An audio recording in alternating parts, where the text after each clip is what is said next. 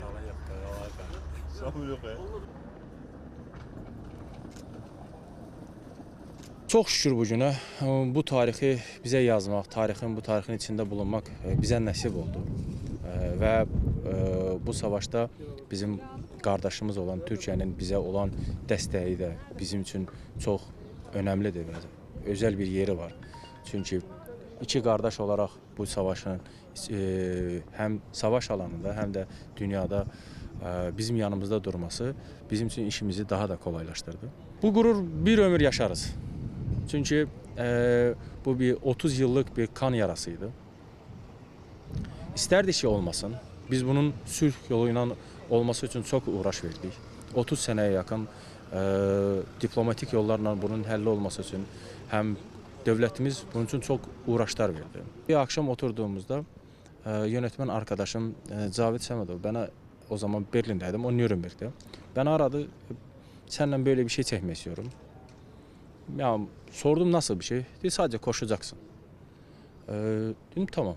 Yani hemen karar verilmiş, birkaç saat içinde çekilmiş bir kendimiz için aslında çektiğimiz bir kısa bir filmdi. Sözün doğrusu film festivallara gittikten sonra aldığımız geri dönüşlerin, pozitif geri dönüşlerin mutluluğunu yaşadık. Yani herkes tarafından beğenilmesi bizi daha da motive etti ve daha çok turnelere, daha çok festivallara göndermeye başladık. Bu tabii ki bizde bir gurur hissi ve asıl amacımıza ulaşma olmamızdır. Ve bu filmde göndermek istediğimiz mesaj ulusal olarak insanların sulh içinde, barış içinde yaşamasıdır ve savaşın dehşetli tarafını göstermektir. Bir de ne olursa olsun pes etmemek. Her zaman hayatı pozitif olarak bakıp ve devam etmektir. Bir projemiz var, Everest. Kısmet olursa onu yapmak. O da dünyaya yeniden mücadelenin, daxili gücün, iradənin təmsil etmək və mübarizə aparmağın, həyatla mübarizə aparmağın yolları, insanların daima mübarizə apardıqları müddətcə həyatda bir nöqtələrə gəlib çata bildiklərini göstərmək üçün motivasyon olsun. Olursa inşallah illərdə Everest'e çıkmak və oradan yine de dünyaya bir salam söylemek. Ne mesaj vereceksiniz dünyaya? Dünya herkese yeter. Barış içinde yaşayın.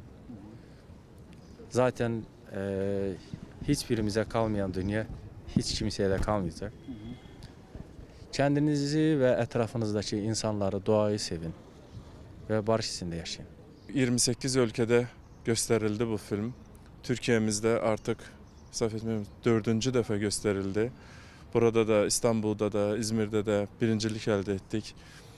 Yani gazimizin Azerbaycan dilinde dünyada 2 dakikalık bir filmle öz kendi nasıl söyleyeyim story nedir? Hikayesini anlatma yani çok gurur vericidir. Mən dünyaya gələndə artıq müharibə başlamışdı. Savaş dəhşət kimi yox, yaşadığım reallığın ayrılmaz bir hissəsi idi. Atamın döyüşlərdə iştirakına alışmışdım. Atamın qalib gələ bilmədiyi və sağ qayıtmadığı müharibədən mən qalib qayıtdım.